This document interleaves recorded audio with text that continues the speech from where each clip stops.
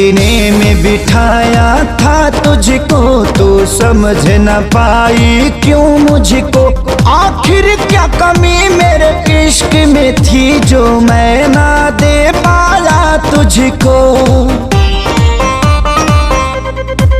सीने में बिठाया था तुझको, तू समझ न पाई क्यों मुझको।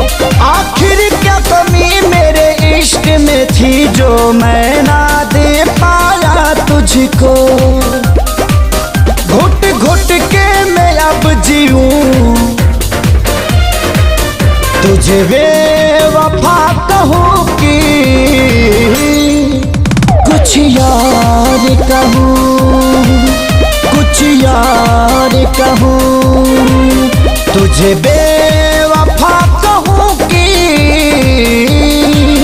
कुछ यार कहूँ।